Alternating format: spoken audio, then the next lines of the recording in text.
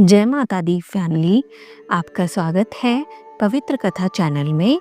और आज मैं सोमवार व्रत कथा के बारे में बात करने वाली हूँ। तो इस कथा के बिना अधूरा है सोमवार का व्रत। भगवान शिव पूरी करेंगे सभी इच्छाएं और ये कथा सोमवार के व्रत में पढ़नी जरूर होती है। तो व्रत कथा इस प्रकार है। सोमवार के व्रत को लेकर मान्यता है कि इस व्रत को करने से भगवान शिव अपनी भक्तों की मुराद जल्दी पूरी करते हैं। सोमवार का दिन भगवान शिव को समर्पित है, इसलिए इस दिन भगवान शिव की पूजा और व्रत करने का महत्व और ज़्यादा बढ़ जाता है। यदि आप सोमवार के व्रत करते हैं तो आपको सोमवार व्रत कथा पढ़ना बेहद ज़रूरी है, क्योंकि इसके बिना आपका व्रत अधूरा माना जाता है। आइए जानते हैं सोमवार व्रत कथा। देवों के देव महादेव बहुत ही भोले माने जाते हैं, इसलिए उनका एक नाम भोलेनाथ भी है। पौराणिक मान्यता अनुसार भगवान शंकर को प्रसन्न करने के लिए किसी भी तरह के खास विशेष पूजन की आवश्यकता नहीं होती, क्योंकि कहा जाता है कि वह तो भोले हैं और भक्त की मन से की गई क्षणिक मात्र भी की भक्ति से ही वह प्रसन्न हो जाते हैं। अगर आप भी शिव की भक्ति और कृपा पाने के लिए सावन के व्रत करते हैं तो इस कथा से भोलेनाथ को प्रसन्न कर सकते हैं। तो शुरू करते हैं व्रत कथा। एक बार किसी एक नगर में एक साहूकार रहता था। उसके घर में धन की कमी नहीं थी, लेकिन कोई संतान न होने के कारण वह बहुत दुखी रहता था। संतान प्राप्ति के लिए वह हर सोमवार को व्रत रखता था और पूरी श्रद्धा के साथ शिव मंदिर जाकर भगवान शिव और माता पार्वती की पूजा करता था। उसकी भक्ति देखकर एक दिन माँ पार्वती प्रसन्न होकर भगवान शिव से साहूकार की मनोकामना पूर्ण करने का निवेदन किया। पार्वती जी के आग्रह करने पर भगवान शिव ने कहा कि हे पार्वती, इस संसार में हर प्राणी को उसके कर्मों का फल मिलता है और जिसके भाग्य में जो हो उसे भोगना ही पड़ता है। लेकिन पार्वती जी ने साहूकार की भक्ति देखकर उसकी मनोकामना पूर्ण करने की इच्छा व्यक्त की। माता पार्वती के आग्रह पर शिवजी ने साहूकार को पुत्र प्राप्ति का वरदान तो दे दिया, लेकिन उन्होंने बताया कि यह बालक 12 वर्ष तक ही जीवित रहेगा। माता पार्वती और भगवान शिव की बातचीत को साहूकार सुन रहा था, इसलिए उसे ना तो इस बात की खुशी थी और ना ही दुख। वह पहले ही की भांति शिवजी की पूजा करता रहा। कुछ समय के बाद साहूकार की पत्नी ने एक पुत्र को जन्म दिया। जब वह बालक 11 वर्ष का हुआ तो उसे पढ़ने के लिए काशी भेज दिया। साहूकार ने पुत्र के मामा को बुलाकर उसे बहुत सारा धन देते हुए कहा कि तुम इस बालक को काशी विद्या प्राप्ति के लिए ले जाओ।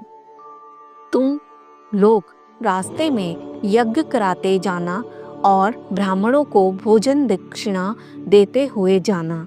दोनों मामा भांजे इसी तरह यज्ञ कराते और ब्राह्मणों को दान दक्षिणा देते काशी नगरी निकल पड़े। इस दौरान रात में एक नगर पड़ा जहां नगर के राजा की कन्या का विवाह था, लेकिन जिस राजकुमार से उसका विवाह होने वाला था वह एक आंख से काना था। राजकुमार के पिता ने अपने पुत्र के काना होने की बात को छुपाने के लिए सोचा, क्यों ना उसने साहूकार के पुत्र को दूल्हा बनाकर राजकुमारी से विवाह करा दूं। विवाह के बाद उसको धन देकर विदा कर दूंगा और राजकुमारी को अपने नगर ले जाऊंगा। लड़के को दूल्हे के वस्त्र पहनाकर राजकुमारी से विवाह करा दिया। साहूकार का पुत्र ईमानदार था। उसे यह बात सही नहीं लगी, इसलिए उसने अवसर पाकर राजकुमारी के दुपट्टे पर लिखा कि तुम्हारा विवाह तो मेरे साथ हुआ है, लेकिन जिस राजकुमार के संग तुम्हें भेजा जाएगा वह एक आंख से काना है।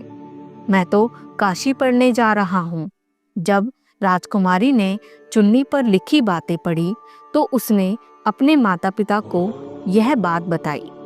राजा ने अपनी पुत्री को विदा नहीं किया। फिर बारात वापस चली गई। दूसरी ओर साहूकार का लड़का और उसका मामा काशी पहुंचे और वहां जाकर उन्होंने यज्ञ किया। जिस दिन लड़का 12 साल का हुआ उस दिन भी यज्ञ का आयोजन था।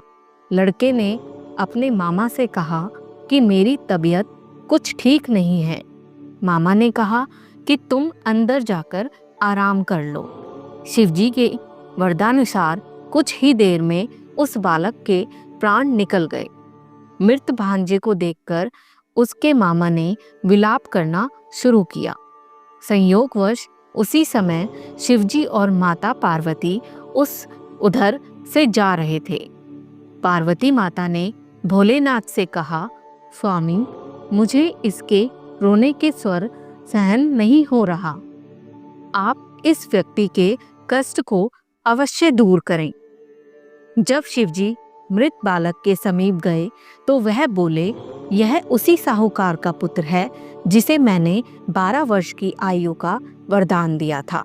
अब इसकी आयु पूरी हो चुकी है। लेकिन मातृभाव से विभोर माता पार्वती ने कहा कि हे महादेव, आप इस बालक को और आयु देने की कृपा करें, अन्यथा इसके वियोग में इसके माता पिता भी तड़प तड़प कर मर जाएंगे। माता पार्वती के पुनः आग्रह करने पर भगवान शिव ने उस लड़के को जीवित होने का वरदान दिया। शिवजी की कृपा से वह लड़का जीवित हो गया। शिक्षा पूरी करके लड़का मामा के साथ अपने नगर की ओर वापस चल दिया। दोनों चलते चलते हुए उस नगर में पहुंचे जहां उसका विवाह हुआ था। उस नगर में भी उन्होंने यज्ञ का आयोजन किया। उस लड़के के ससुर ने उसे पहचान लिया और महल में ले जाकर उसकी खातिरदारी की और अपनी पुत्री को विदा किया। इधर साहूकार और उसकी पत्नी भूखे प्यासे रहकर बेटे की प्रतीक्षा कर रहे थे। उन्होंने प्रण कर रखा था कि यदि उन्हें अपने बेटे की मृत्यु का समाचार मिला तो वह भी प्राण त्याग देंगे। परंतु अपने बेटे के जीवित होने का समाचार पाकर वह बेहद प्रसन्न हुए। उसी रात भगवान शिव ने साहूकार के स्वप्न में आकर कहा, हे श्रेष्ठी, मैंने तेरे सोमवार के व्रत करने पर व्रत कथा सुनने से प्रसन्न होकर तेरे पुत्र को लंबी आयु प्रदान की है। इसी प्रकार जो कोई सोमवार का व्रत करेगा या कथा सुनेगा और पढ़ेगा, उसके सभी दुख दूर होंगे और सभी मनोकामनाएं पूर्ण होंगी। ओम नमः शिवाय।